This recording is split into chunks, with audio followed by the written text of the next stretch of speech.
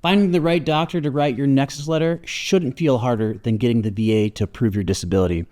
But for most veterans, it is. You'd think after years of service, all the deployments, the sacrifice, the injuries, that the VA would want to hear your story. But instead, you're left playing detective, case manager, and legal advocate, just trying to prove what you already know what happened. And the biggest wall veterans run into? Finding someone, anyone, to write the medical opinion that connects the dots. You call your primary care doctor and I hear, I don't want to get involved with VA claims, or worse, I'll write a quick letter, but I can't promise anything. And let me tell you, a quick letter is usually a quick denial. You deserve better.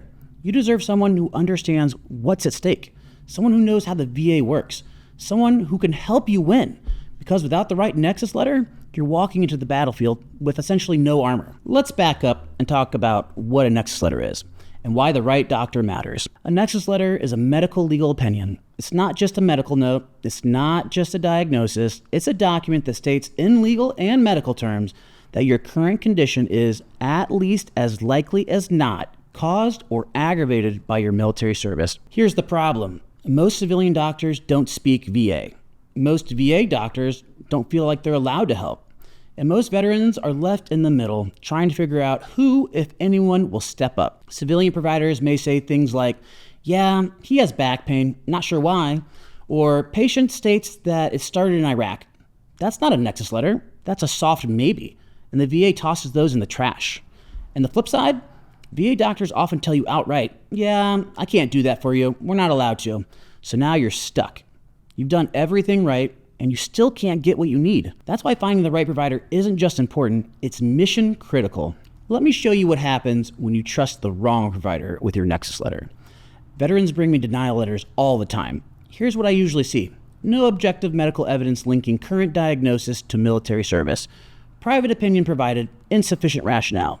Language used does not meet VA regulatory standard. And it's almost always because the doctor didn't use the words at least as likely as not, they didn't review any service records, or they provided no supporting explanation at all. And this leads to claim denial, months or years of lost back pay, mental burnout, and veterans even giving up. But now, let me flip it. When you work with someone who knows how to do this right, everything changes. Your evidence is strong, your language is tight. The VA has to consider it under the law. Your chances of success skyrocket. This is the difference between a 0% rating and a 70%. This is the difference between living with it and getting compensated with it. This isn't about padding a file. It's about telling the truth the VA will actually listen to. I want to tell you about Mark. Mark had severe sinusitis, chronic fatigue, and migraines. He served near burn pits and knew that's when most of his symptoms began. He asked his civilian doctor for a letter and got one, and it said, patient reports headaches and fatigue. Symptoms began around deployment.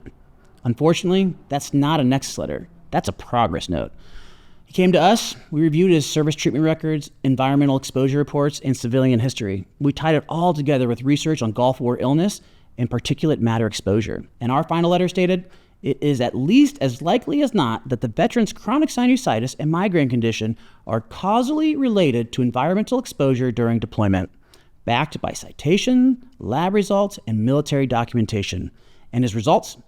50% rating for migraines, 30% for sinusitis, and 100% permanent and total due to unemployability. Let me tell you about another veteran, Danielle.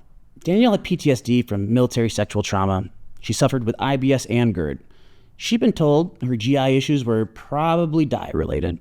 VA denied her multiple times, so we saw her. We wrote a Nexus letter that explained the gut-brain connection, the biological link between chronic stress and GI dysfunction. We included peer-reviewed literature, documented the stressor event, and showed progression of symptoms in her records. And her result, her PTSD increased to 70%, her IBS was granted at 30%, and GERD secondarily was approved. Danielle told us, this is the first time someone told the whole story. That's what a real Nexus letter does. So how do you find the right doctor to write your Nexus letter? Let's break it down. Don't expect your VA doctor to help. VA providers often feel like they're prohibited from writing opinions on service connections. Even if they agree with you, they feel like their policy won't let them say it.